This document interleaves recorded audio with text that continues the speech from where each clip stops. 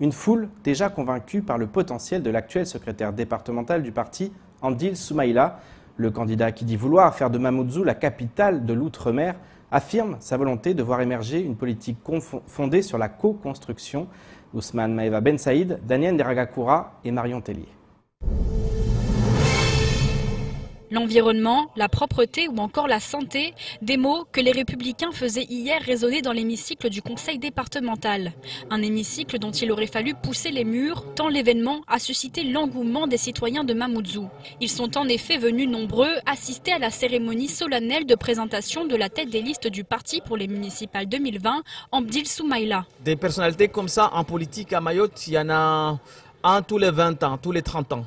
Et cette fois-ci, on est très fiers à Mamoudzou de tenir, notamment dans la section LR Mamoudzou, un grand homme, dévoué, passionné sur la chose publique. Le parti surfe sur une image qu'il veut disruptive. Nouvelle dynamique, réactivité et vivre ensemble sont les maîtres mots des communicants de sa campagne électorale. On perd du temps en mettant en place une équipe municipale où le maire ne s'entend pas avec le premier adjoint, qui ne s'entend pas avec le deuxième ou le troisième. C'est cacophonie, c'est total. Il faut très vite que Mamoudzou tourne cette page qui a fait beaucoup de tort à la ville. Et il faut une autorité unie, rassemblée à la tête de la commune pour porter les sujets déjà. Et les sujets, il y en a beaucoup. Il y en a qui sont là depuis 20 ans. 20 ans. Il faut qu'à un moment donné, on arrive à une solution opérationnelle concrète, qu'on les concrétise. Les bus, il faut arrêter d'en parler. Maintenant, il faut nous dire, ça s'arrête où sont les clés des bus. Un projet en coopération directe avec la population, illustré par la mise en place d'ateliers interactifs. Il va y avoir des ateliers qui vont débuter le dimanche 17 février à la permanence du député Mansour Kamardine. Nous avons fait le choix de ne pas proposer un projet. Bien sûr qu'il y aura des idées qui vont émerger des hommes et des femmes qui entourent notre campagne. Il y a une direction de campagne, vous l'avez vu tout à l'heure. Mais nous avons fait le choix d'écouter les idées, d'écouter les suggestions, d'écouter finalement ce que veut la population. Parce qu'après tout, nous sommes des élus de proximité. Ces ateliers physiques à travers toute la commune se poursuivront sur la toile avec la mise à disposition d'un site internet pour les administrés qui souhaitent prendre part à la construction du programme LR. Et ce mardi 5 février va être marqué par la grève générale publique-privée lancée au niveau national. À Mayotte, seuls les syndicats de l'éducation nationale ont répondu à l'appel. Il faut dire que le mot grève générale revêt un sens particulier à Mayotte, moins d'un an après les 7 semaines de blocage de 2018. Par ailleurs, les revendications nationales reprennent en grande partie celles des Gilets jaunes, très discrets sur le territoire.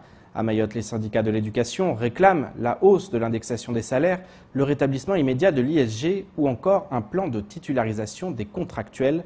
Écoutons le secrétaire départemental du SNUPP-FSU lors de la matinale de Kwezi.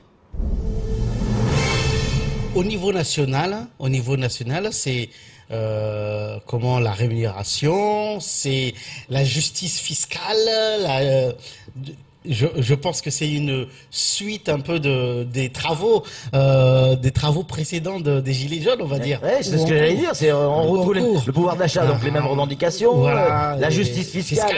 Ben pareil, donc c'est quoi, on est vraiment là-dedans? On est vraiment là-dedans, mais bien entendu, comme c'est des syndicats quand même locaux qui relayent, nous avons aussi sorti de nos bacs tous ces éléments que nous portons depuis plusieurs années et qui n'ont pas abouti. Et je ne sais pas si vous avez vu le tract qui a été distribué où c'était sous forme de bulletin de notes par rapport à notre nouveau vice-recteur.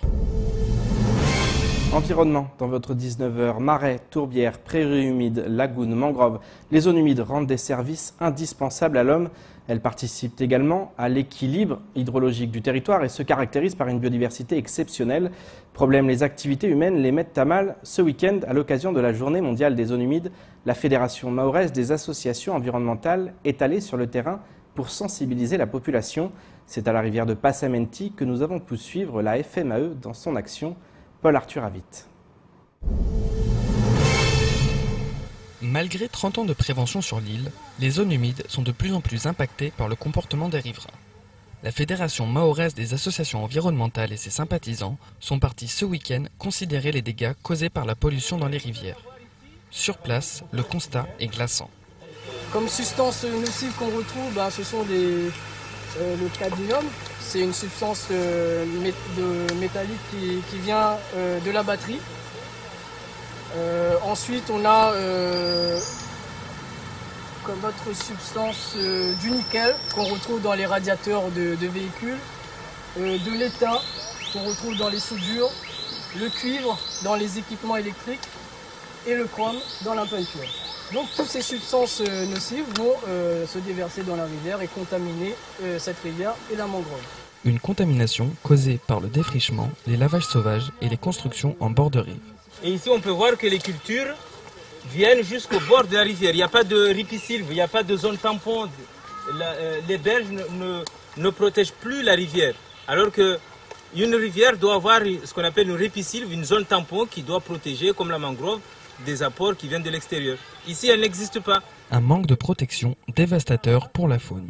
On retrouve beaucoup de polyphosphate qui justement, tout cet apport de substances en phosphate et azote qui viennent de l'activité humaine vont dénaturer, bouleverser ces milieux aquatiques et créer des zones mortes. Le conseil départemental a mis en place un schéma de protection et de restauration des rivières de l'île afin que cette richesse hydrologique vitale ne soit plus mise en péril. Emmanuel Macron face aux élus mahorais, la réserve citoyenne de la police nationale ou encore le MEDEF et l'application des 35 heures à Mayotte. Voilà ce qu'il faut retenir du reste de l'actualité. Place au bref de ce lundi 4 février avec au montage Leslie Vimonet. Vendredi dernier, les élus ultramarins ont été conviés à l'Elysée dans le cadre du grand débat national lancé par le président de la République Emmanuel Macron. Le président du conseil départemental Sobahadine Ibrahim Ramadani a évoqué 3 priorités pour Mayotte: la convergence des droits sociaux, la piste longue et la transformation du port de Longoni en grand port maritime. De son côté, le président de l'association des maires, Saïd Omar Wali, a décrit l'État comme déconnecté des réalités mahoraises et atteint par la maladie d'Asperger. Le président de la République Emmanuel Macron a répondu aux élus mahorais. Concernant le statut de Longoni, l'idée d'un grand port maritime lui paraît séduisante. Pour la piste longue, le chef de l'État reste ouvert et a annoncé qu'il y est favorable sans s'étendre sur le sujet. Au sujet du rattrapage des minima sociaux, il a annoncé qu'il ne pouvait être accéléré étant donné la dépendance des Comores vis-à-vis de Mayotte. Il a par ailleurs confirmé le renforcement des moyens de lutte contre l'immigration clandestine et promis qu'il ferait tout pour avoir une réponse pérenne au mois de juin, date à laquelle il sera en déplacement sur le département. La réserve citoyenne voulue par le gouvernement est un des dispositifs d'engagement en vigueur dans la police nationale, au même titre que la réserve civile et le service civique. Il est ouvert à tout citoyen âgé de 18 ans au moins, français ou ressortissant de l'Union européenne ou étranger pouvant justifier d'un séjour régulier depuis au moins 5 ans sur le territoire français. Il faut au préalable satisfaire à une enquête de moralité et administrative. Objectif: servir les valeurs de la République en s'engageant à titre bénévole dans des missions de prévention de la délinquance et d'information au public. Les réservistes aident au rapprochement police-population, à la solidarité, à la médiation sociale et à la prévention de la délinquance. Une formation est prévue avec des cours de déontologie policière, d'organisation de l'institution, des rudiments de droit pénal et de procédure pénale ou encore du droit civique. Les agents postulants et retenus signent un contrat pour une durée maximale de mission de 24 heures par semaine. La police leur délivre une carte de service, réserve citoyenne, police nationale. Le MEDEF Mayotte a décidé de s'exprimer concernant l'application des 35 heures à Mayotte. Le syndicat des patrons explique que les entreprises de plus de 20 salariés ont cherché à mettre en place des accords et des organisations de travail avec leurs représentants du personnel sans connaître tous les paramètres d'application. Afin d'inciter les entreprises, l'État a promis une prime de compensation de 1 400 € dégressive et versée durant 5 ans si le salaire mensuel est maintenu et le temps de travail a baissé de 10%. Selon le MEDEF, beaucoup d'entreprises ont joué le jeu sans bien connaître les règles de départ. Elles ont été mal orientées de janvier à avril 2018 en l'absence du décret. Aujourd'hui, la Directe demanderait jusqu'à 700 000 € pour certaines entreprises. Le syndicat parle d'injustice et demande à l'État de rectifier le tir, les patrons du département ayant vécu en 2018 une grève générale très lourde de conséquences. Je me tourne maintenant vers l'invité de la rédaction. Ce soir, nous accueillons Bakar Mouta, le porte-parole du MODEM à Mayotte. Monsieur, bonsoir. Bonsoir, monsieur. Alors, nous allons parler dans un premier temps, si vous voulez bien, des municipales, avant d'évoquer le grand débat national qu'on a vu dans les brèves. Qu'est-ce que vous inspire la candidature en tête de liste d'Amdil Soumaïla, qui est le secrétaire général de la Fédération des Républicains à Mayotte. Il me semble que l'ouverture officielle des candidatures n'est pas encore annoncée, mais nous remarquons un défilé des investitures au niveau des différents partis. Vous savez, ce qui préoccupe les Mahorais, ce n'est pas la multiplication des candidats, c'est que dans le territoire, on a ce qu'on appelle une perte de confiance, une rupture totale entre les élus et la population. Je pense qu'il faut plus mettre l'accent sur ce terrain-là. Donc pour ça, il faut aller sur le terrain, discuter avec le peuple, savoir qu'est-ce qu'ils veulent.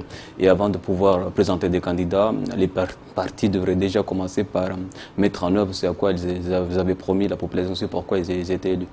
Justement, est-ce que du côté du MoDem, vous allez reprendre un peu l'initiative des Républicains qui veulent créer des ateliers où finalement les uns et les autres vont donner leur avis et aussi vont proposer cette sorte de démocratie participative, citoyenne, où les uns et les autres s'expriment? J'ai l'impression que le Parti républicain surfe sur ce grand débat national, ou en tout cas pour ces élections vont employer des méthodes similaires.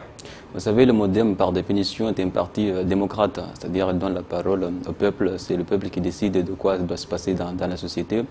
Donc on n'est pas dans une logique de plagiat, mais vous savez, on est des formations politiques et on aspire avant tout à représenter un peuple. C'est normal qu'on écoute ce qu'ils ont à dire. D'ailleurs, on vient de créer une plateforme qu'on appelle Agoradem, qui rentre dans le cadre aussi du débat national. Mais vous savez, moi, tous les jours, je suis sur le terrain à Congo. Dès que je finis mon service, je vais dans les quartiers, je rencontre des jeunes comme moi ou des plus âgés. Donc ils m'écoutent, j'écoute beaucoup ce qu'ils ont à dire et me confient beaucoup de choses. Donc je trouve que c'est juste une traduction de ce que nous, on fait déjà sur le terrain. Le MoDem aura des candidats pour ces élections municipales. Où vous en êtes, vous avez déjà commencé à présenter les candidats ou Il y a eu le comité national s'est réuni ce week-end à Paris pour parler avenir et futur, mais on a des élus MoDem avec qui on discute régulièrement, avec qui on essaie déjà de concrétiser ce à quoi ils étaient élus, c'est ce que je disais tout à l'heure, concrétiser d'abord ce qu'on a déjà, ils ont été élus, et si les résultats, il y a des fruits, pourquoi pas, on pourra que renouveler ce qui se fait déjà de mieux. Avec des alliances aussi éventuellement possibles? Est-ce que c'est possible, par exemple, une alliance au niveau de la Mamoudzou? Nous sommes adeptes du rassemblement, on aspire à fédérer, donc tant que ça tend vers l'épanouissement de Mayotte, pourquoi pas. Un mot du grand débat national, puisqu'on l'a vu, les élus mahorais ont pu rencontrer le président de la République. Ils ont fait remonter les doléances locales. Qu'est-ce que vous avez pensé de la teneur de cette rencontre et de ces échanges? Nous pensons que le format déjà il est pas mal.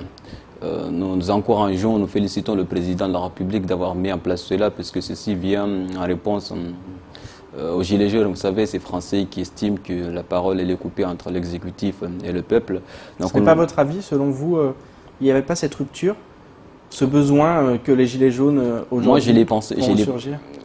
Personnellement, je le pense depuis un moment, ce qui a fait que je n'ai pas attendu que le président convoque le grand débat national pour aller à Paris en décembre dernier. Donc franchement, il y a un mois, j'étais à Paris, j'en ai profité pour parler à certains élus de mon parti politique, mais aussi à un réseau qui pourrait nous faire sortir du gouffre actuel.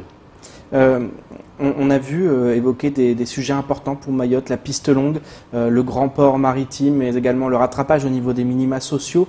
Est-ce que vous pensez que Emmanuel Macron entend tout ça? C'est vrai qu'il a répondu en expliquant qu'il entendait, mais est-ce que vous avez vraiment l'impression que ce gouvernement aujourd'hui entend les Mahorais? Vous savez, depuis Napoléon, le pouvoir a mis en place ce qu'on appelle les préfets au niveau des départements pour pouvoir représenter le pouvoir au niveau central. Donc la préfecture, elle est bien au courant de ce qui se passe sur le territoire. D'ailleurs, elle ne tarde pas, enfin, régulièrement, elle interpelle la population sur les problèmes liés au pouvoir régalien dans l'île. Mais les élus, vendredi, ont pu interpeller directement le président sur leurs préoccupations. Et vous savez, comme on est le plus jeune département et le plus pauvre, nos problèmes sont multiples, mais au MoDem, on propose à ce qu'on procède par thème et par priorité. Vous soutenez la politique du président aujourd'hui. Le MoDem l'a soutenu à une époque. Est-ce qu'aujourd'hui, vous êtes toujours en adéquation avec ce gouvernement et avec la politique du président de la République? Le MoDem continue toujours à travailler main dans la main avec le président de la République. Il est membre du gouvernement et nos élus, nos parlementaires siègent dans la majorité.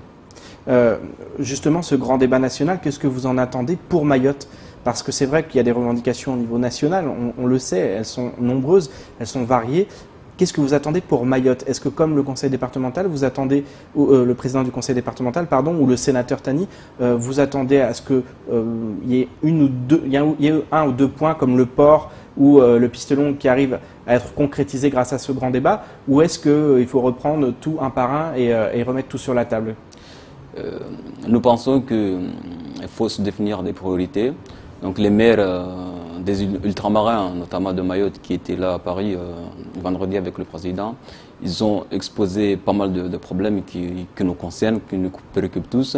Mais s'il fallait retenir que quelques priorités, je pense que je me rejoins dans la lignée du président du conseil départemental qui estime que les priorités actuelles sont à ce qu'on soit doté d'un vrai aéroport digne de ce nom, d'un port, que le port soit vraiment développé, qu'il devienne le hub au niveau de l'océan Indien. Et puis il faut savoir que nous sommes un territoire très pauvre, il y a 84% de la population qui vit sous la pauvreté, donc je pense que les priorités sont dans ce sens-là.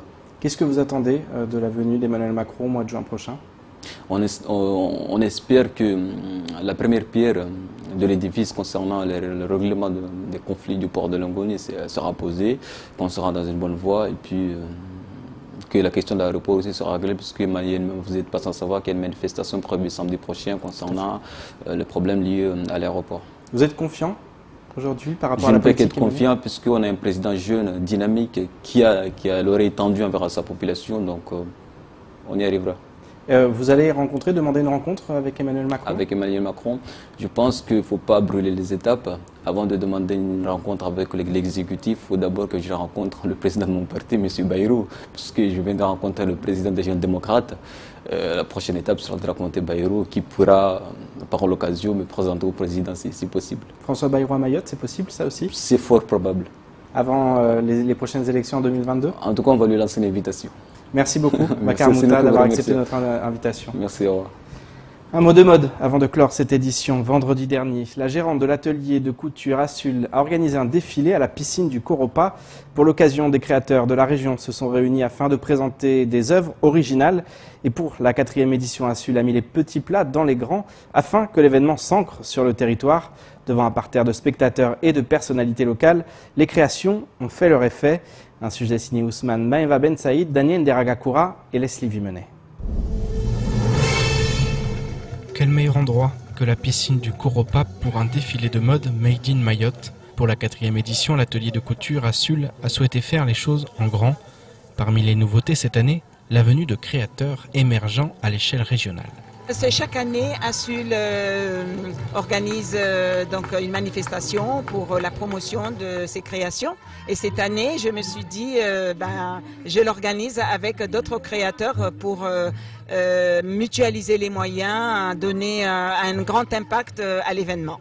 On a eu Choumi Création, nous avons eu Zakaria de la Grande Comore avec Chakour. Ce sont des stylistes qui émergent dans l'océan Indien.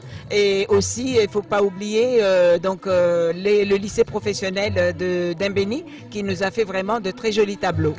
Originalité de ce défilé, le mélange de tissus africains portés dans la région à l'image des créations de Chakour, un styliste comorien très en vogue. Les différents tissus qu'on trouve dans le continent, il y en a beaucoup, parce que dans l'Afrique, il y a du wax, il y a du basin, et il y a plein de traditions, parce qu'on est ici à Mayotte, il y a le number one, ça c'est la tradition ici, il y a au Comores, il y a le Sahari, Soubaïa, il y a le Hami, et il y a le wax aussi, ça entre aussi. Ce qu'on peut trouver dans le wax, ce qu'on ne peut pas trouver dans le number one, les motifs déjà, ils sont différents. En plus, les number one sont un peu fines par rapport au wax.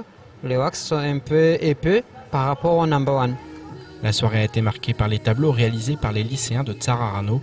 De quoi rendre heureuse l'organisatrice du défilé qui souhaite que cette année 2019 soit synonyme de relance du domaine de la mode à Mayotte. Le bilan est positif. Je pense que Assul s'améliore, crée de nouveaux modèles, s'adapte au modèle européen. de plus en plus. Maintenant, il reste encore du travail à faire parce que nous manquons de formation théorique, et je le dis souvent. Et donc, nous faisons des vêtements pour hommes, pour femmes, pour enfants, et que donc, on espère retrouver notre vitesse de croisière en 2019. Après cette édition réussie, malgré plusieurs aléas contraires, Assul compte bien reproduire l'événement en 2020 et promet déjà que les choses seront vues en plus grand. C'est ainsi que s'achève ce journal. Tout de suite, la suite de nos programmes. Pour ma part, je vous donne rendez-vous demain dès 19 h pour une nouvelle page d'actualité locale. Bonne soirée sur Kwezi.